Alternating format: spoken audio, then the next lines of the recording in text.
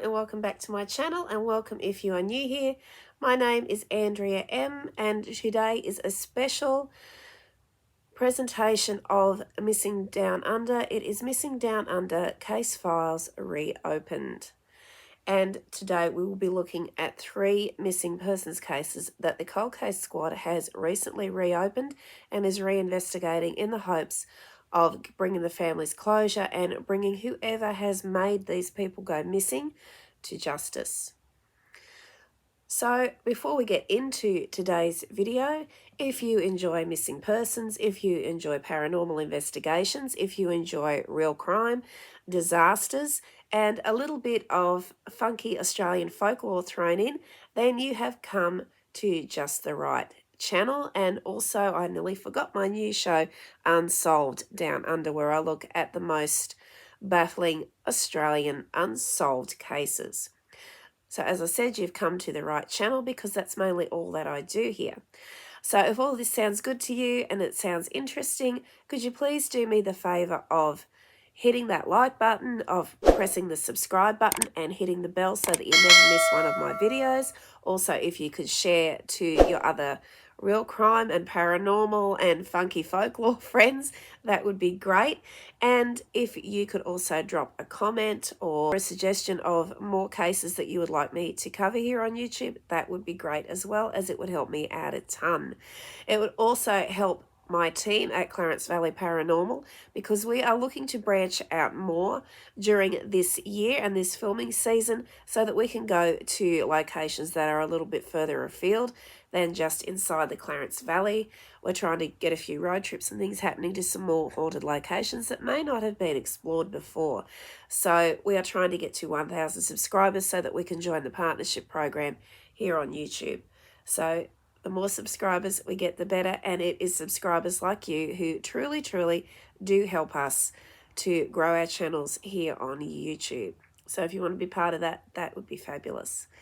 So now, without further ado, let's get into today's Cold Cases Reopened. And now to our first case on Missing Down Under Cold Cases Reopened, Deborah Campbell. Deborah Campbell vanished from her Victorian home in 1984. Now, 40 years later, police are asking the public for help to finally close this suspected cold case. Campbell was 21 years old when she went missing from her High Street home in Windsor, following an argument with her 26-year-old fiancé on Saturday, February 25, 1984. Campbell, a member of the Royal Australian Air Force, the RAAF, at the time was reported missing after she didn't show up for her shift 2 days later. After she couldn't be found by the RAAF, her mother reported her missing to Victoria Police. By 1998, a coronial inquest declared that Deborah was most likely deceased. However, there's been little to no evidence to suggest how Deborah may have died. Almost 40 years later, police are still investigating her disappearance, and they are asking the public for assistance. I want to assure people that no matter how much time has passed, we are committed to finding those responsible and holding them to account. And that was a quote from the Detective Inspector of the Missing Persons Squad, Dave Dunstan. He would also go on to say, I have no doubt there are people with information that can help us solve Deborah's disappearance, and he is urging those people to come forward. And this case actually comes with an update, and that's really unusual. I don't usually get to update on cases, but in this case I do. So Victoria Police have executed a search warrant at a home in New South Wales, nearly 40 years after the disappearance of Melbourne woman Deborah Campbell, as investigators maintain their belief that the 21-year-old met with foul play. Police confirmed on Wednesday night that a 65-year-old Cardiff South man was spoken to in relation to Ms. Campbell's disappearance late last month by detectives from the Missing Persons Squad and the New South Wales Police Cold Case Homicide Squad. The warrant came after a review of Ms. Campbell's case was undertaken by the Missing Persons Squad detectives late last year, which led to fresh leads. Police said an investigation remains ongoing after carrying out the most recent interview, which occurred on March 28th of this year in Leander Place, Cardiff South, near the New South Wales port city of Newcastle. In a statement released by police, Jean said, and this is Deborah's mother, Jean, said she remained desperately hopeful a reinvestigation could bring answers to the family. She would also go on to describe Deborah as a beautiful, vibrant girl who had her whole life ahead of her at the time she disappeared. And while, yes, she had joined the RAAF, she was extremely young and had so many other things she wanted to do. At the time Deborah Campbell went missing, she was 21 years old, wearing a pair of blue jeans, a pink t-shirt with a madness motif, and blue Adidas running shoes. And she may also have been carrying her green handbag with a gold stripe on it. Deborah is Caucasian in appearance with a slim build and is 162 centimetres tall. She also has dark blonde hair and hazel eyes. If you have any information that may assist police in locating Deborah or closing this case for them, please call Crime Stoppers on 1800 333 000. And from here we move on to our second case, and that is of Christopher Douglas Jarvis. Victoria Police have reopened its investigation into the disappearance of Victorian man Christopher Douglas Jarvis, who was last seen 16 years ago. And the key points on his case are as follows. Mr. Jarvis was from Wangoom in Victoria and has not been seen since his car was found torched in 2006. His children say it's been some long, painful years of not knowing where their dad is. The 38-year-old's burnt-out car was found in the dunes at Warrnambool's Thunder Point on the morning of the 13th of June 2006. Police at the time said his vehicle had been set alight under suspicious circumstances. The Wangoom truck driver was last seen leaving home for work at 6:30 a.m. that day, but he never arrived. And the father of three, as we keep saying, has not been sighted since. Police have confirmed the cold case is under active investigation, but have not shared details about why they have actually reopened Christopher's case. Jerry Billings, who was the Warrnambool State Emergency Service Controller at the time of Mr. Jarvis's disappearance, led a team of around 25 people searching the cliffs and coastlines either side of Warrnambool for any sign of Christopher. He would go on to say, "We searched Thunder Point along to Shelley Beach, the bushland along the cliff and east towards the breakwater. We had morning patrol along the beaches from the breakwater to Hopkins Point and continued waterline searches for about a week, morning and night. It continued for several days with no success. It was simply a mystery."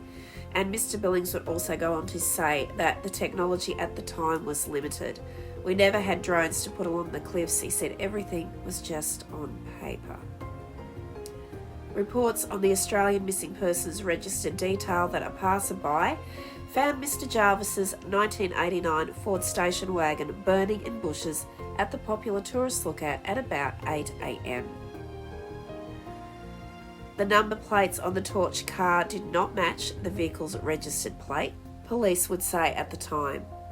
And his family also at the time told police that the disappearance was extremely out of character and that he had never gone missing before, and he never gave any indication that he ever would.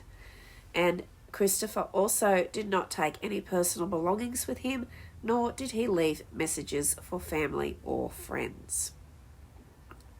Christopher Douglas Jarvis's family have set up a public page on Facebook in a bid to find their beloved father, and I will be leaving a link to this page in the description box below if you would like to head there and show Christopher's family your support, or if you have any information that you feel may assist them in finding what happened to Christopher.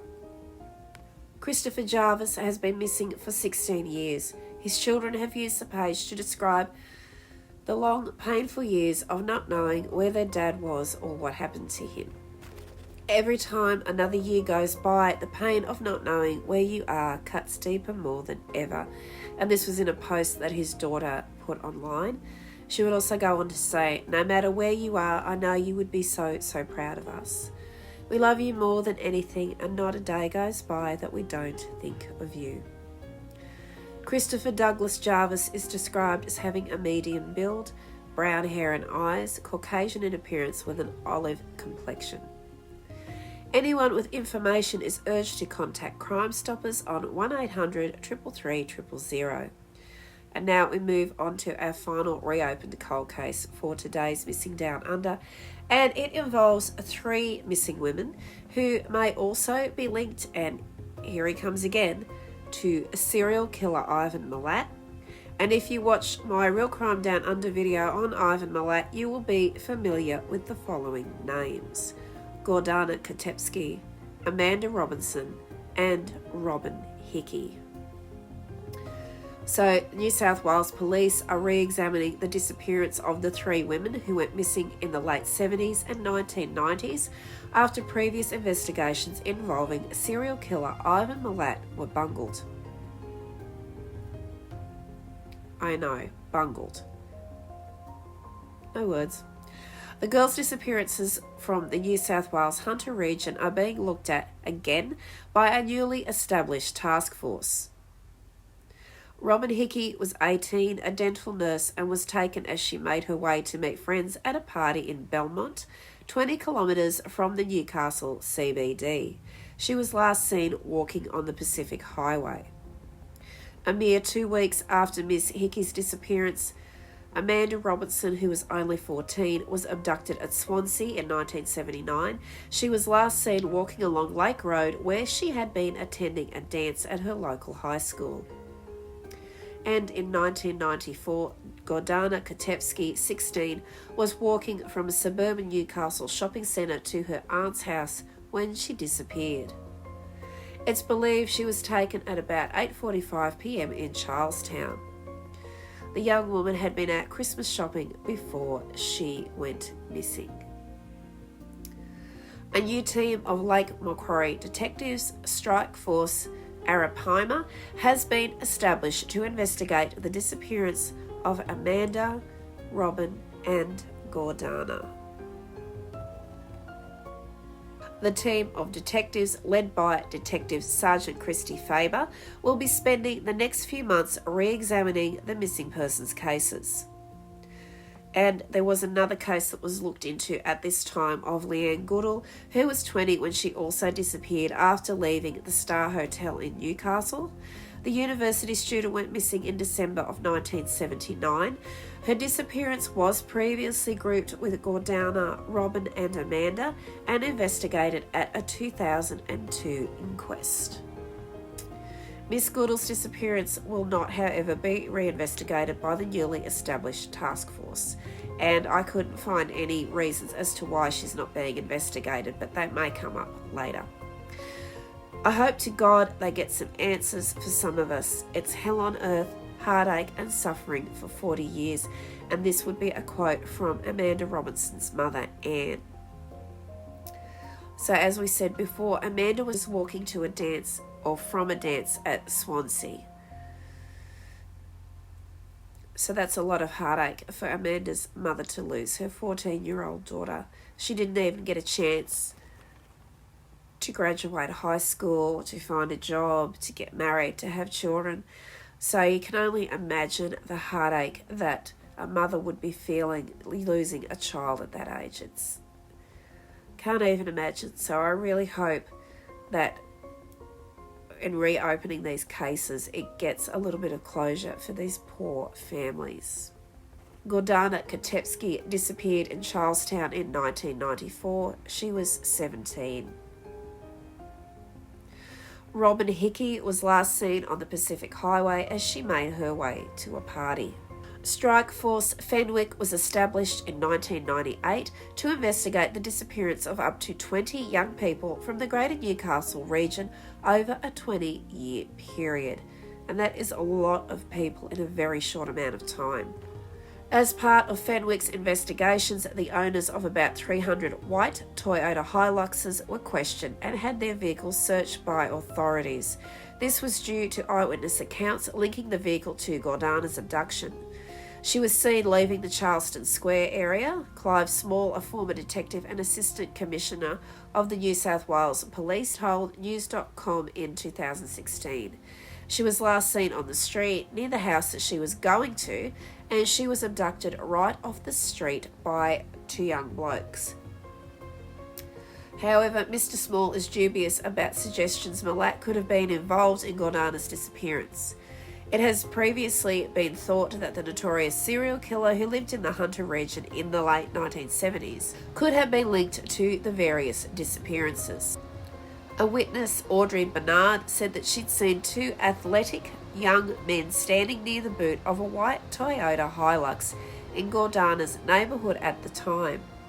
She would go on to say, "I saw two figures standing at the rear.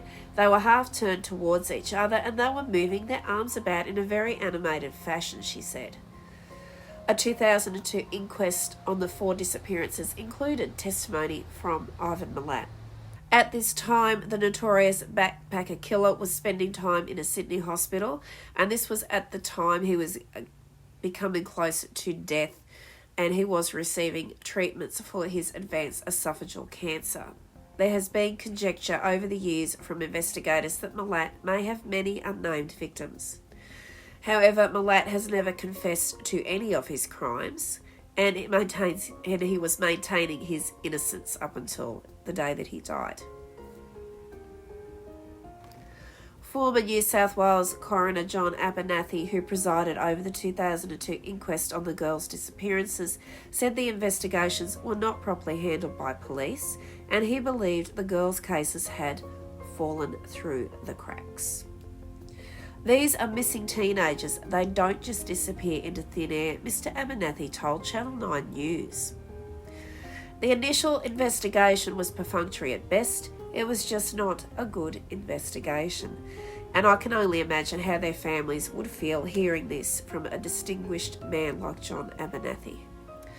Lake Macquarie Superintendent Danny Sullivan said the unsolved cases struck at the core of the community in Lake Macquarie.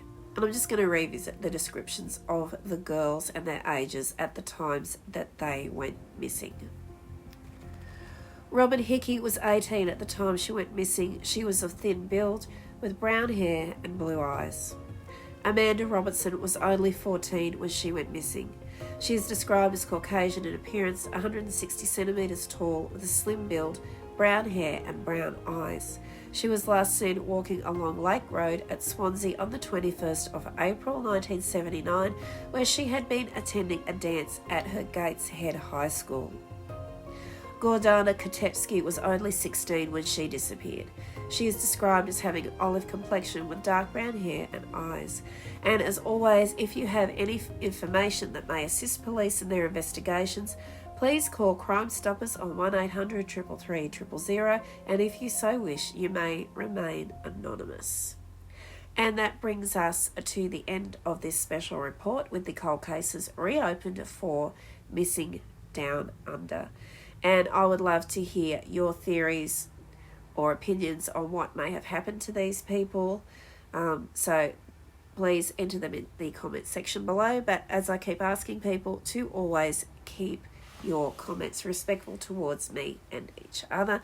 And also, just on that, I just want to touch on something, because I keep getting roasted a bit in the comment section. I do not pull the information that I put on any of my videos out of my head. It comes from police reports, it comes from podcasts, it comes from the Missing Persons Register, or wherever I'm finding this on the internet. So if people are feeling I've gotten something wrong, it's actually not really my fault. This is the information that I have to hand.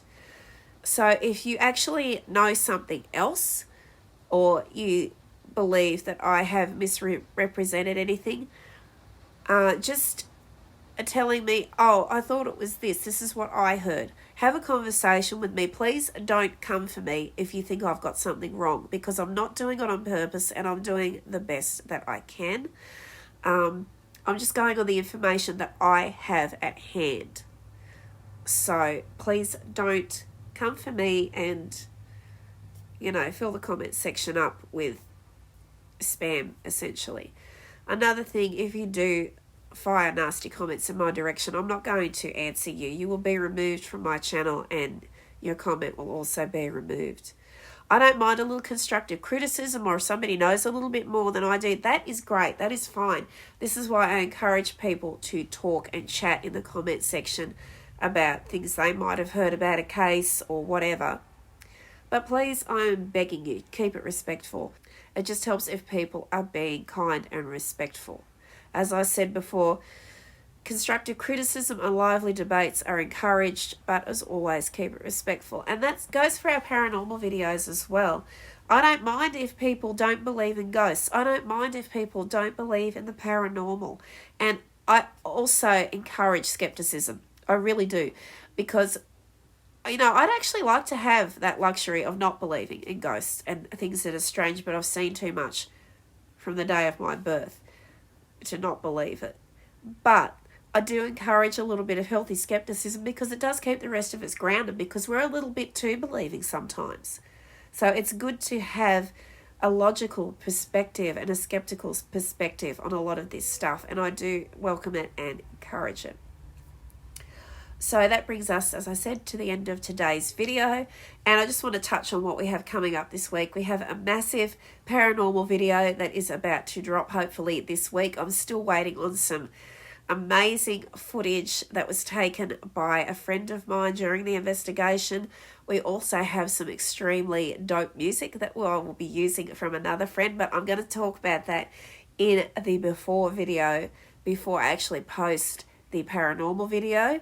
So please stay tuned for that. Please watch it, because it has information that you're going to need if you want to watch our paranormal investigation, and it is massive. We went to an amazing location, which I can't wait to share with you guys, but I don't want to drop spoilers, so please keep your eye out for that. And as always, thank you so much to all of my regular subscribers who are here every week, every time I post, and are always so nice and so respectful. Even if they don't agree with everything I say, that's fine. As I've said before, your opinions and your thoughts are always appreciated. And we are trying to get the channel to 1,000 subscribers so that we can join the partnership program, which will give us a little bit of cash to go and do explorations in other places that are a little bit further afield. And we're also trying to expand into other forms of investigation as well. But if you want to know what's coming up, you are going to have to keep watching. So thank you guys so much again for watching today. I hope you've all had a lovely weekend, and please stay safe, everybody, and I will be catching up with you all very soon. Keep your eye out for our paranormal video, because it is massive. So I love you all so much, and I will see you all again in my next video. Bye.